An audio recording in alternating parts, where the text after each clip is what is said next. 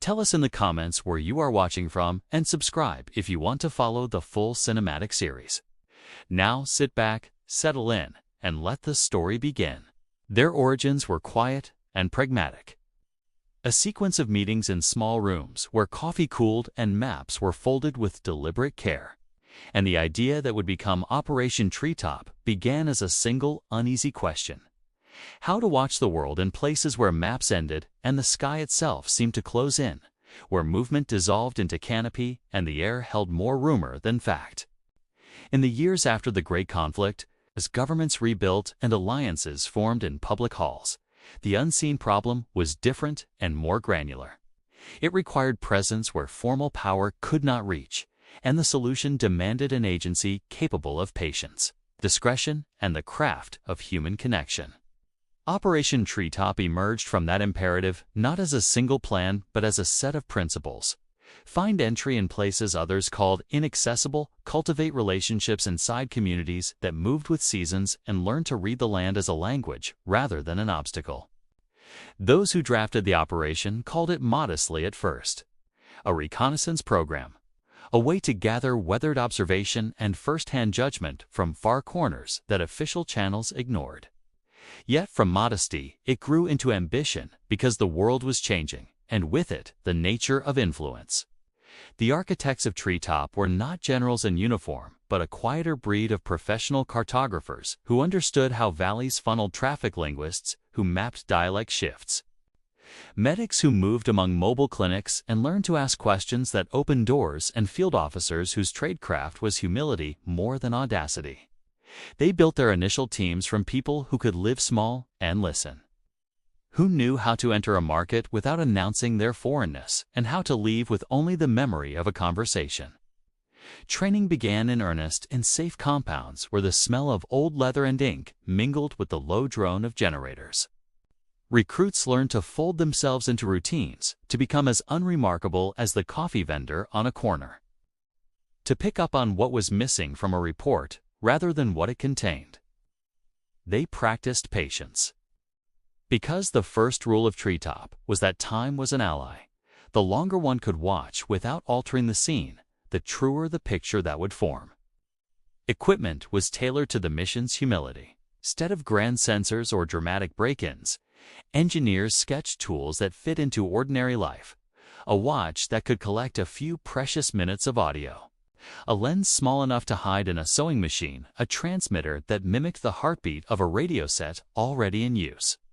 The brilliance of these devices lay not in sophistication, but in integration. Technology that vanished into the grain of daily life produced intelligence that returned as small, reliable truths rather than flashy but fragile revelations. Early deployments were tests of temperament and method.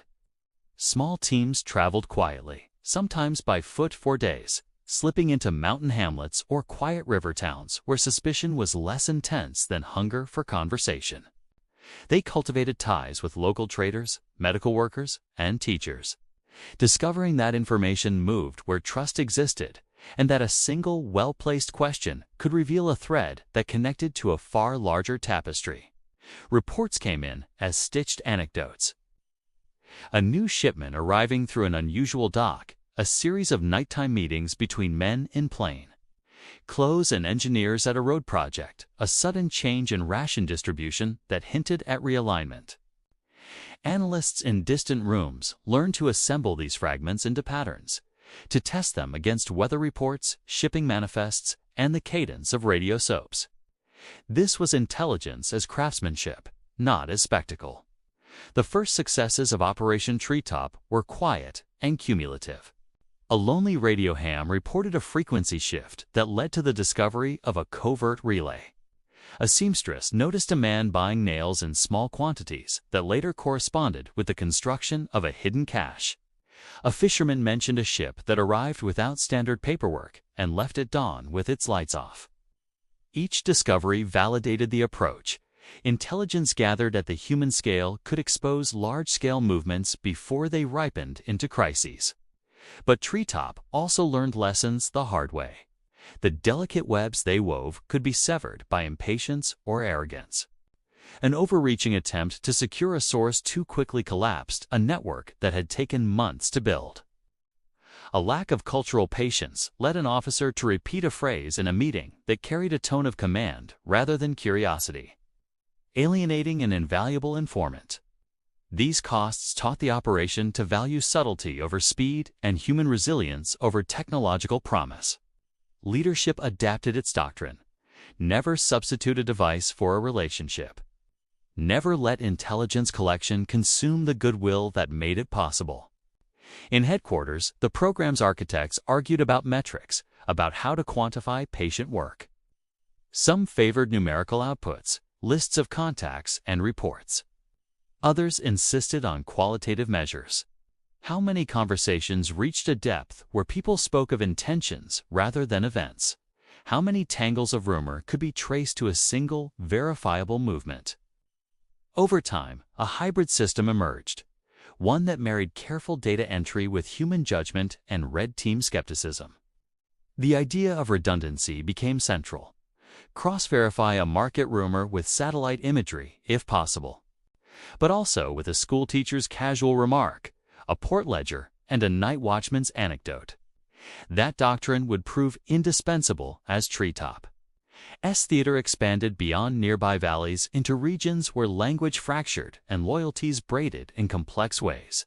As the teams matured, so did their networks.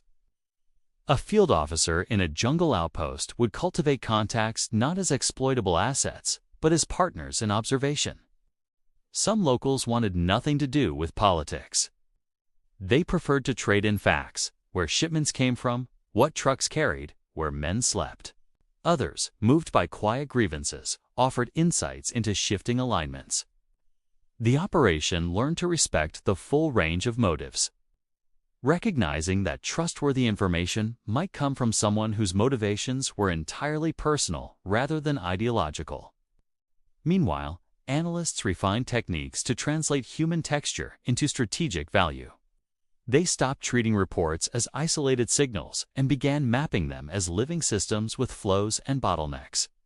Supply lines were seen as arteries, academic exchanges as potential vectors for influence, construction projects as economic signatures that could mask strategic intent.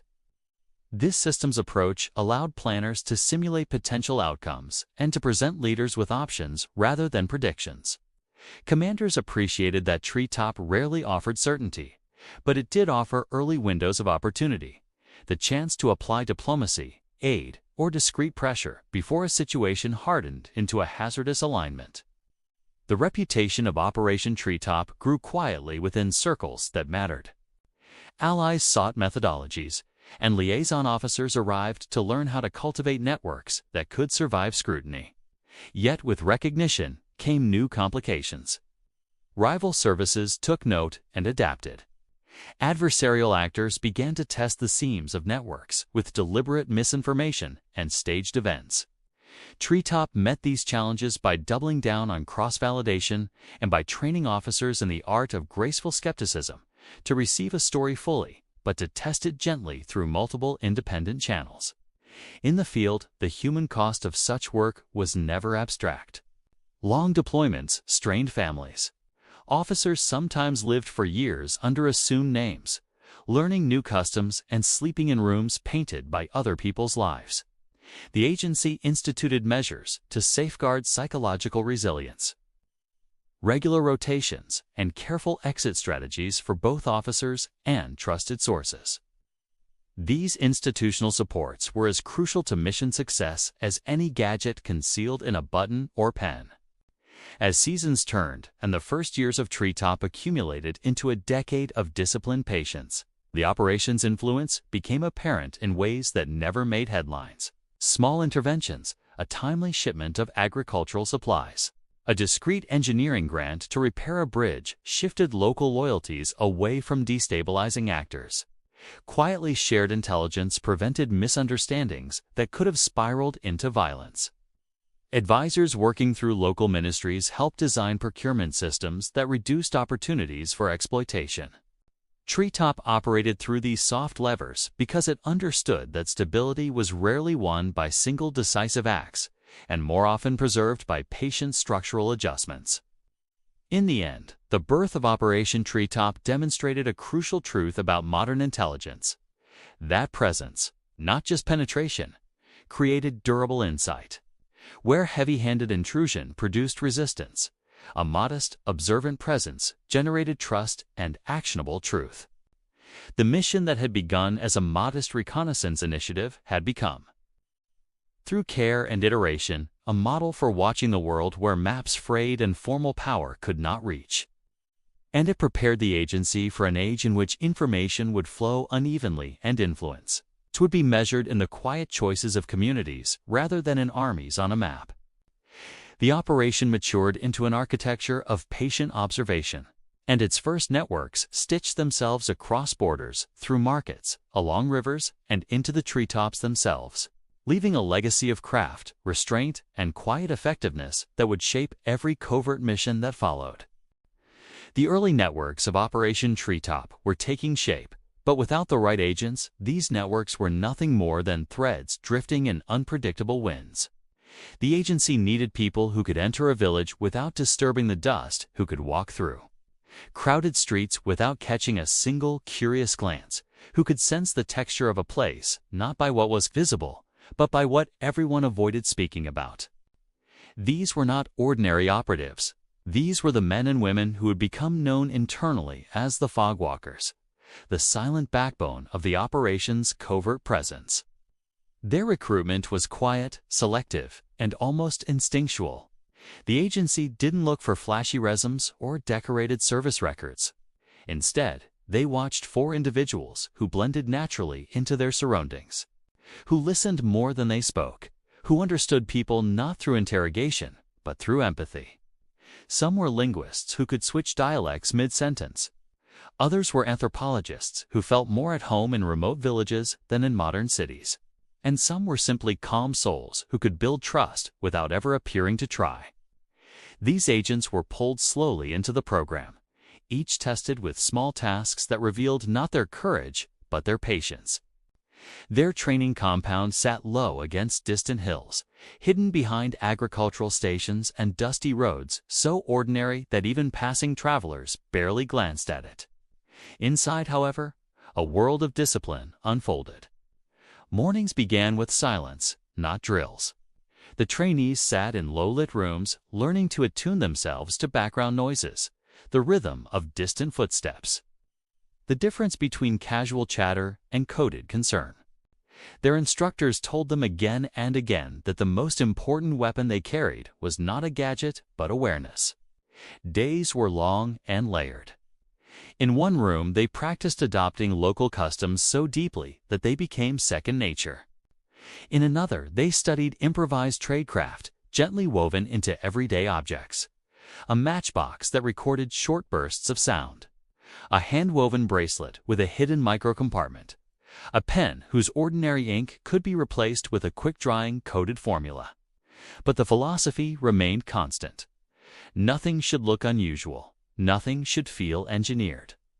Their tools had to be as invisible as the wind that moved through tree branches. Soon they entered the second phase of training, the fog simulation.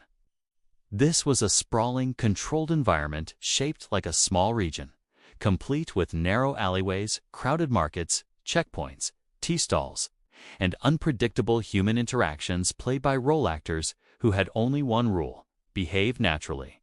The agents were thrown into the simulation with fabricated identities and were told simply to survive socially.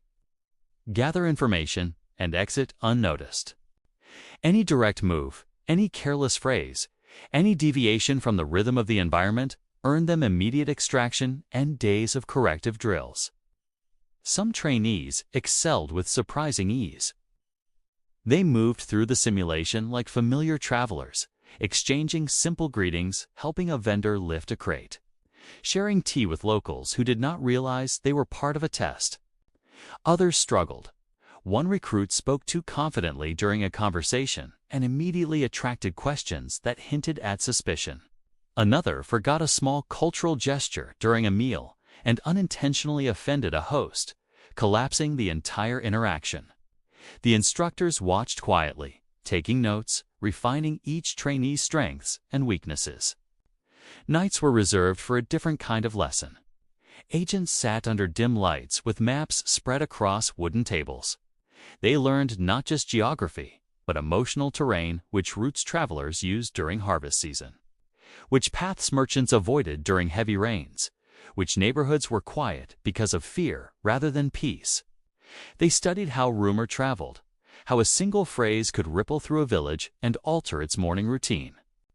Understanding these human landscapes was essential, because Operation Treetop would soon deploy them into regions where official maps held only white spaces. As the agents neared the end of training, the program introduced the most crucial element of their development, the shadow assessment. Each trainee was paired with a senior fogwalker, a quiet mentor who accompanied them through real towns outside the compound. These were not missions, but deeply immersive experiences. The mentors observed everything: how the trainee adjusted to unfamiliar conversations, how they hid their curiosity, how they asked gentle questions without sounding investigative. The best trainees were those who made locals feel comfortable, who earned trust without appearing to seek it. By this stage, the agency had refined a guiding principle. An effective Treetop agent should leave no emotional imprint. People should remember sharing a tea, not the person they shared it with. They should recall the warmth of the conversation, not the name of the traveler sitting across from them. This level of subtlety would become the signature of Operation Treetop. Deployment began quietly. Agents disappeared from the compound in 2s and 3s, each sent toward a region marked only with coded instructions. Some traveled by cargo trucks, others by riverboats that drifted between islands, others by foot through mountain ranges where mist moved like a living creature. They carried minimal equipment, just enough to record observations and transmit small packets of intelligence through improvised channels hidden inside normal communications. Once in the field, they blended into communities with practiced ease. A former librarian now managed a bookstall in a small port town. A linguist posed as a traveling teacher offering lessons in exchange for shelter. One agent became a mechanic's assistant, spending his days repairing radios and learning quietly which frequencies were being used after nightfall. Their missions were not dramatic. They were patient, observational, and deeply human. Slowly, the fog surrounding unknown regions began to thin. Quiet reports emerged: a pattern of late-night shipments in a remote dock, a strange set of repairs made to a rural bridge, an unusual flow of travelers through a forgotten village. Each clue was small, almost trivial, on its own. But together they formed the early architecture of the intelligence picture Operation Treetop was trying to understand. Back at headquarters, analysts began stitching these whispers into early reconnaissance frameworks. The agency realized something remarkable. The fogwalkers had succeeded not because they collected secrets, but because they collected truths, the kind people share naturally when they aren't afraid. The agents knew their task was only beginning, and soon their paths would lead them into territories where maps blurred, signals faded, and intentions grew harder to read. But the foundation was set, the networks were awakening, and the fog ahead was beginning to part. The early whispers collected by the fogwalkers were enough to give analysts a faint outline, but Operation Treetop was never meant to survive on outlines. The agency needed depth, angles, shadows, and the kind of hidden truths that only emerged when an operative stepped into lands where the known world simply faded into blank space. These were the lost territories, regions that appeared on official maps as shapes without detail, borders without stories, and roads without destinations. For decades, no one had bothered to document these zones, not because they were unimportant, but because they resisted classification. Weather swallowed landmarks, terrain shifted with seasons, and local communities traded far more in trust than in written records. The decision to enter these territories was not taken lightly. Senior planners gathered in a quiet briefing hall where thick curtains muted the outside world. A long wooden table was covered with sheets of paper that looked more like riddles than maps, Aerial sketches showed valleys that twisted out of view, ridgelines with unconfirmed paths, and clusters of villages whose coordinates changed depending on who reported them. Small red markers indicated areas where signals from previous scouts had abruptly disappeared. Not due to interference, but because geography simply folded in unpredictable ways. Operation Treetop divided its agents into 3 mobile cells. Each cell was assigned a region that shared one trait: unpredictability. The first cell moved toward a chain of wetlands where mist drifted so densely at dawn that locals called it the Veil. The second cell targeted an upland corridor where trade routes dissolved into forests that echoed with strange sounds after dark. The third cell was assigned the most mysterious zone, a set of river islands rumored to shift positions slightly each year due to seasonal flooding. Travel began without ceremony. Each cell carried cloth-bound journals, neutral cover radios, and minimal supplies, so their presence blended into the natural rhythm of trade and travel. They were given one instruction: do not disturb the ecosystem of human relationships. The lost territories functioned on delicate balances, and one careless move could disrupt an entire web of trust built slowly over generations. The journey into the wetlands was the first true test. As the team moved on foot through ankle-deep water, reeds brushed against their clothing with a soft hiss. The air held a cool heaviness that seemed to slow sound itself. Villagers who lived near the edge of the Veil rarely ventured more than a few kilometers inward. They offered quiet warnings, not of danger, but of confusion. One man told the agents that if they walked in a straight line, they would return to the same point without realizing it. Another said the wetlands held memories of footsteps and sometimes replayed them at night, making travelers doubt their own paths. Inside the Veil, the agents learned these warnings were not superstition. The landscape appeared to rearrange itself. Trees that seemed clustered at dusk stood in scattered patterns by dawn. Shallow pools deepened without rain, forcing the team to constantly recalibrate their bearings. The fogwalker training proved essential here. They relied on subtle cues: the direction reeds bent in the breeze, the faint tilt of land beneath the water, and the movements of local birds that always followed predictable feeding lines regardless of shifting terrain. The upland corridor presented a different challenge. The terrain rose in uneven steps, forming natural terraces covered in thick undergrowth. The agents moved with careful discipline, pausing often to study the environment for patterns. They noticed that certain footpaths split unexpectedly, leading to openings that did not appear on any sketch. At night, the corridor hummed with distant vibrations that sounded mechanical yet rhythmic, as if large wooden wheels were turning somewhere far beyond sight. When the team asked locals about these sounds, the responses were vague. Some said it was wind trapped between ridges, others claimed it was water pressure beneath the earth, and a few simply smiled and said the land had a heartbeat. The river islands proved the most revealing.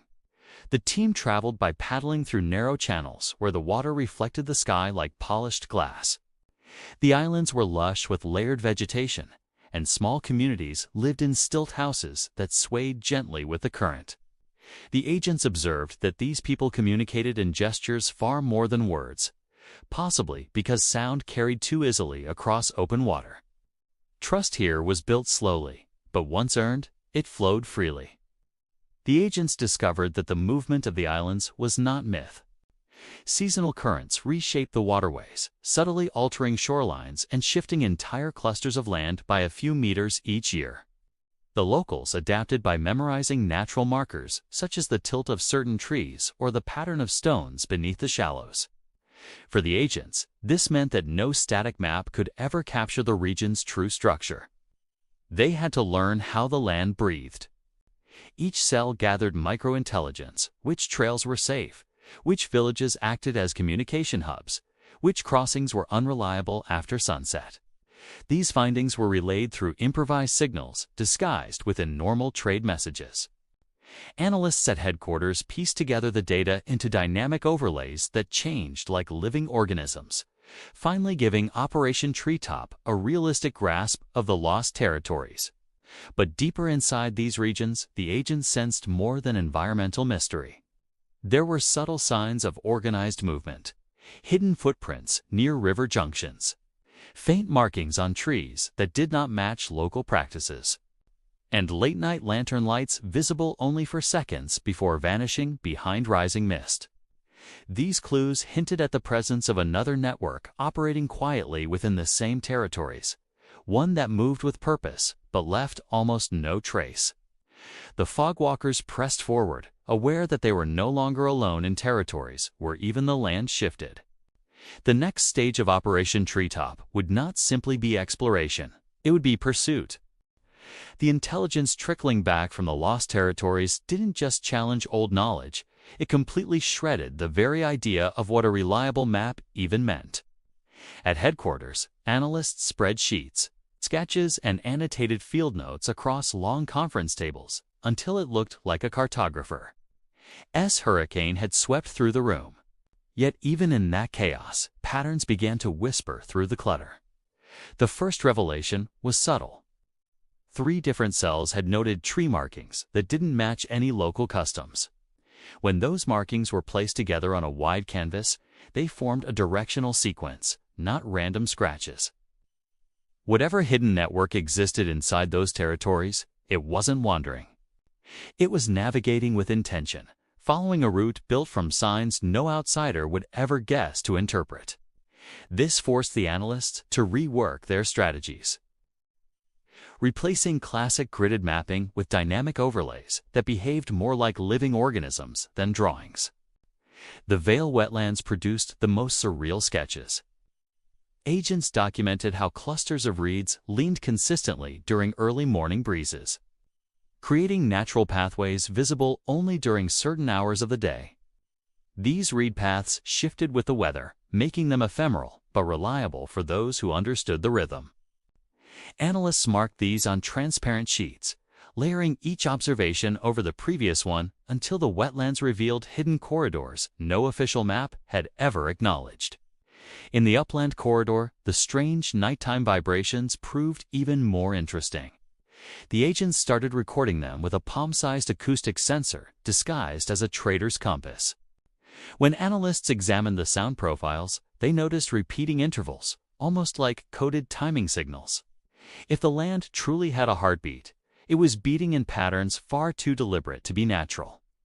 The sound waves matched movements on the ground, narrow passages opening and closing through shifting rock layers. It was as if the earth itself shifted to hide or reveal routes depending on the season. The river islands gave analysts something entirely new: fluid maps. Because islands drifted slightly each year, the team built a series of sketches that showed their positions through time. When these sketches were arranged like animation frames, the island's movement revealed predictable cycles. During dry seasons, they edged closer together, forming natural meeting points perfect for concealed rendezvous. During flood cycles, they pulled apart, creating isolation pockets where someone could hide unnoticed for months. But then came the discovery that changed everything. One fogwalker retrieved a small object from a riverside clearing, a wooden token carved with a symbol that did not belong to any local group. When the carving's pattern was compared against markings documented by the other cells, analysts realized it matched the directional symbols found on trees deep inside the upland forests. That meant the unknown network was using a multi-terrain communication system, scattered across wetlands, ridges, and islands. Only someone who understood all 3 environments could follow the trail.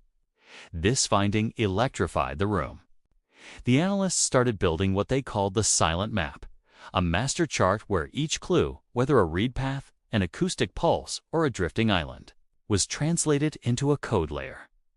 When combined, the silent map formed a faint but unmistakable route cutting diagonally across all 3 territories.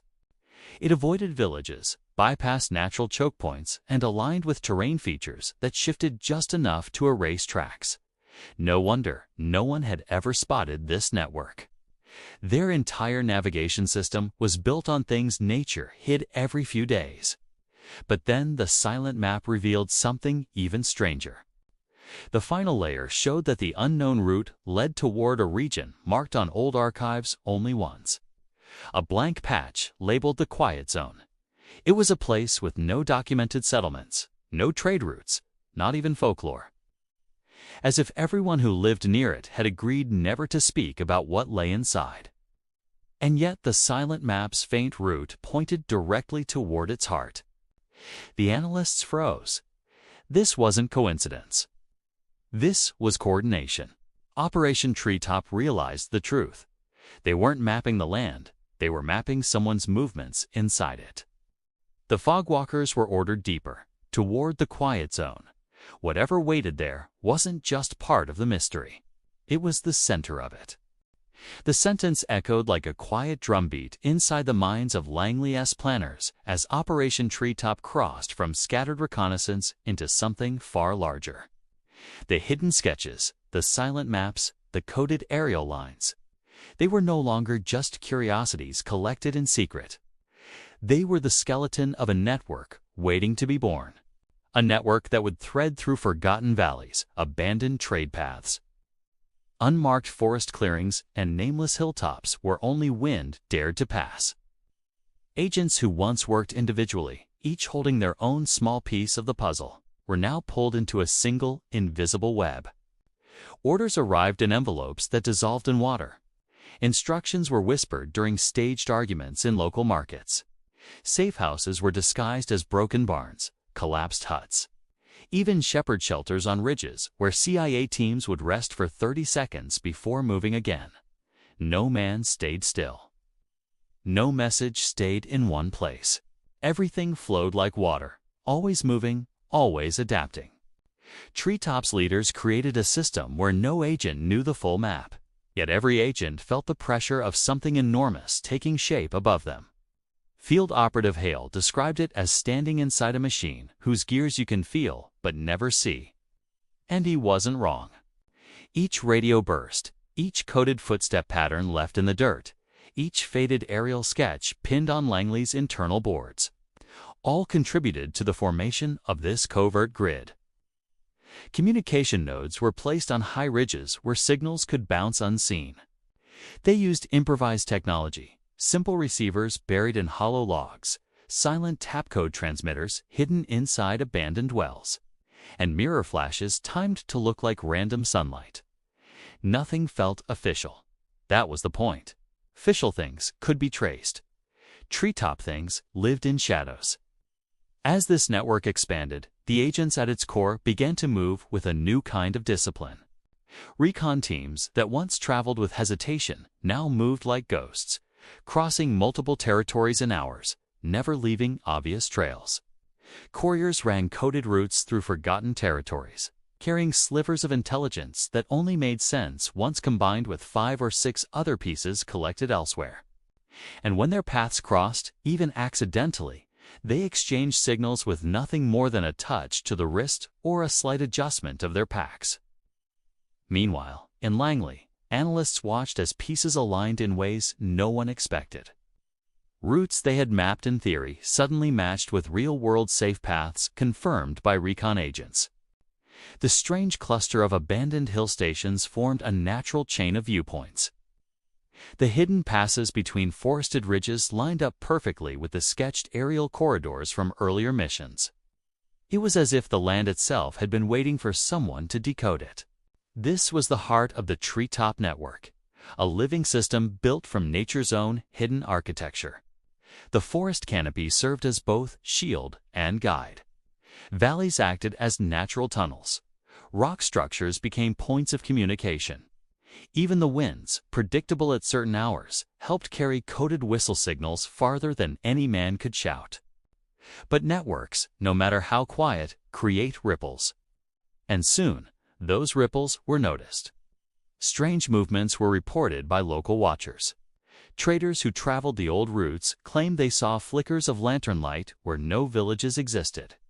Hunters whispered about the sound of metal brushing stone in abandoned regions. Someone out there was paying attention. The CIA sensed it. They tightened positions, rearranged their nodes, shifted radio frequencies. But the world around them was waking up to the silent web stretching through the territories. Oh, the network had grown powerful, but power always brought risk. And in the shadows beyond that risk, something else had begun to move. Something unseen, quiet yet deliberate, studying the very network the CIA had built so patiently. The Treetop network was strong, but the horizon was shifting. And beneath that horizon, a new threat watched, waited, and slowly prepared to test the limits of everything the CIA had woven. For a moment, the night around the Treetop network felt unnaturally still, almost as if the land itself was holding its breath. The agents who had spent months threading covert routes through forgotten terrains now sensed something shifting past the horizon.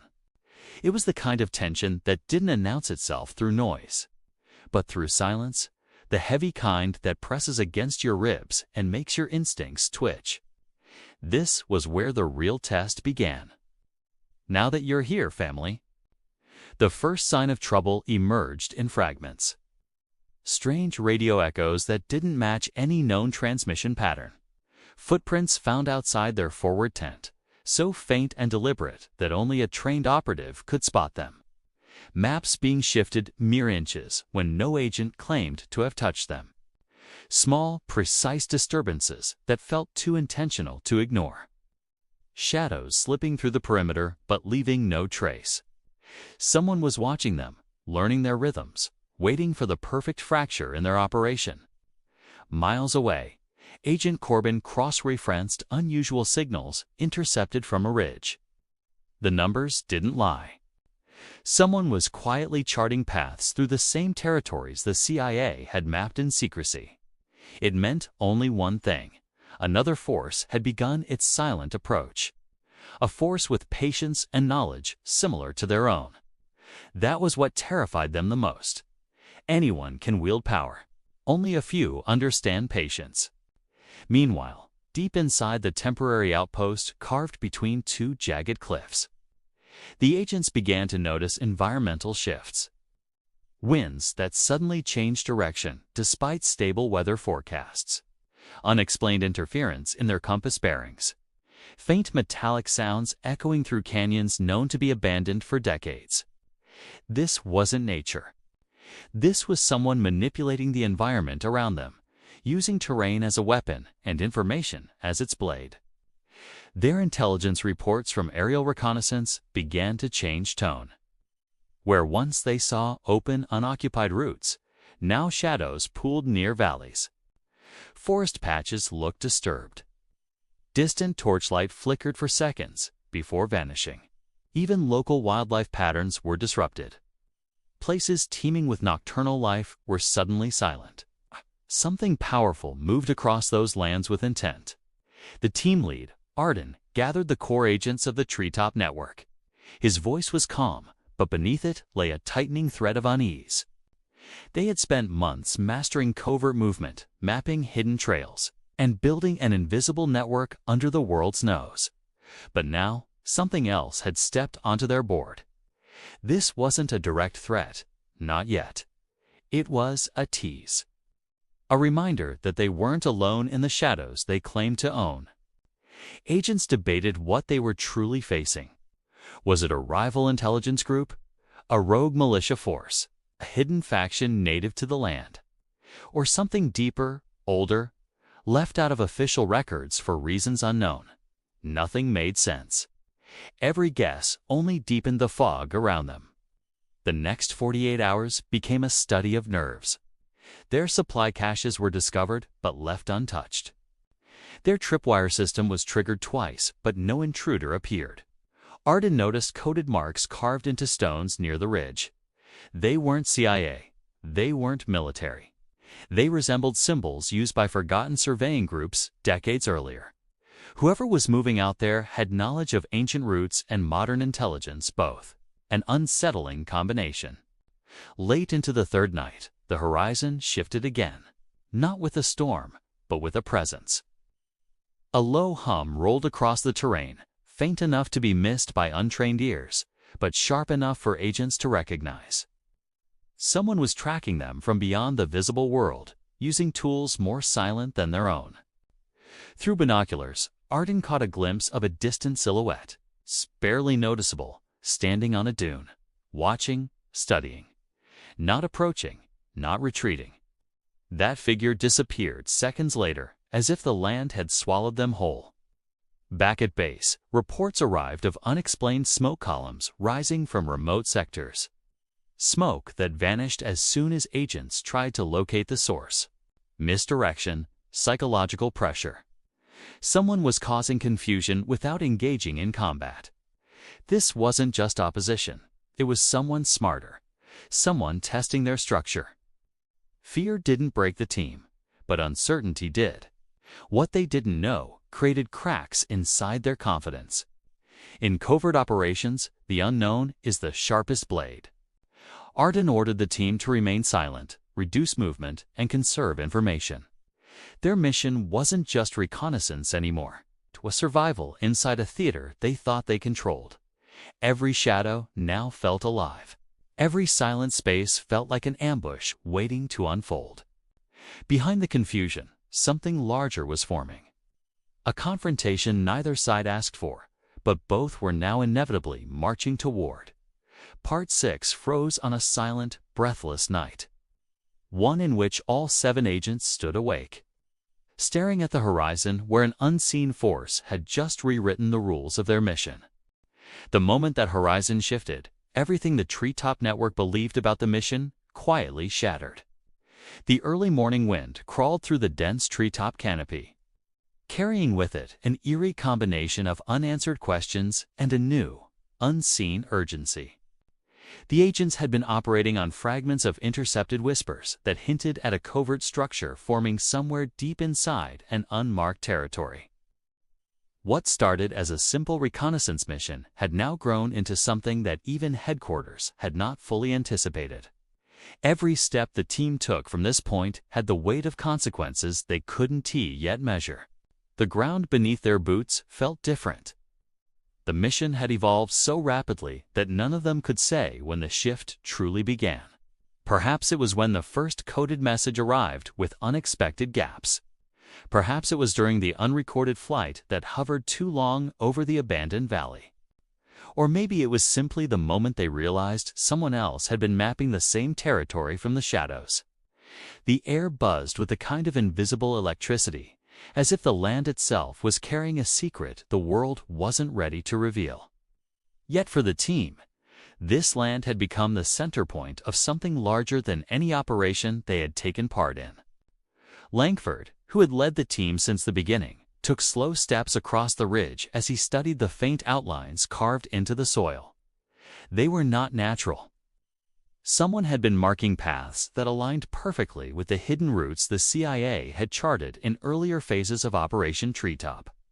But these new markings were cleaner, more precise, and disturbingly modern. Whoever made them had access to knowledge that should never have slipped beyond their network. The revelation crawled into Langford's mind with chilling clarity. The mission was never just about reconnaissance. It was about understanding who else understood them. Below the ridge, the forest was laced with small clearings that reflected faint moonlight. A distant flicker, barely noticeable, caught the attention of Agent Rowan. It was a signal light, but not one of theirs. The unfamiliar pattern blinked 3 times, paused, then blinked twice again. It was a code of invitation, or a warning, or both. Rowan signaled the others quietly. They moved as a single outline across the shadows, navigating through the tall forest with a discipline shaped by years of silent movement. The clearing opened into a wide basin that seemed untouched by any force except time. At its center stood a solitary structure, old but reinforced, with cables running underground in a way that betrayed recent installation.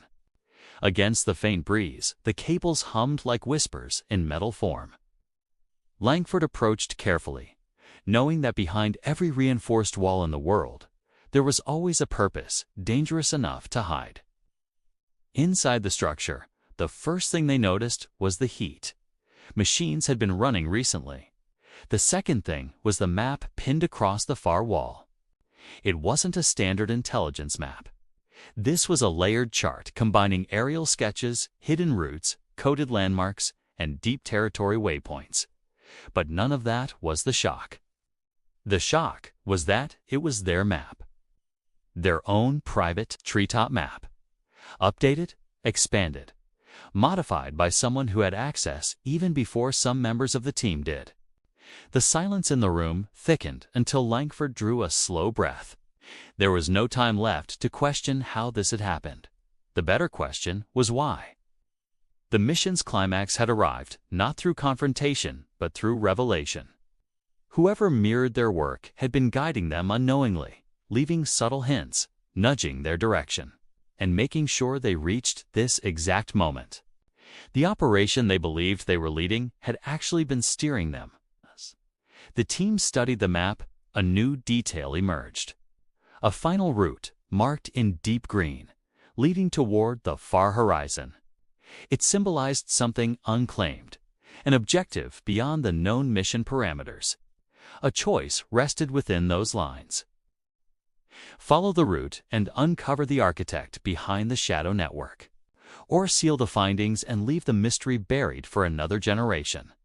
Langford looked at each member of the team. Their eyes carried the same mix of exhaustion, intensity, and readiness. When they stepped out of the structure, the horizon was beginning to glow with the earliest touch of dawn. The world below the treetops looked unchanged, but each of them knew the truth. Operation Treetop had not just shaped their mission. It had shaped the early DNA of the CIA's future covert philosophy. Silent maps, hidden networks, aerial sketches, reconnaissance into forbidden territories. The discipline to rely on shadows, and the courage to step beyond them. This mission became the template for an entire era of operations that would later define the agency's global footprint. As the first rays of light passed over the forest, Langford whispered what the team already understood. The mission that began as a reconnaissance had ended as a revelation. What they uncovered would not be written in official archives. It would move quietly, folded into the invisible pages of early CIA doctrine. And though the world would never see the details, its impact would eventually echo through the operations that shaped the modern intelligence age. The mission that began hidden among treetops had ultimately changed everything. A realization that some missions are not meant to end loudly. Some end in the hush of dawn, with only the quiet certainty that history has already shifted beneath your feet.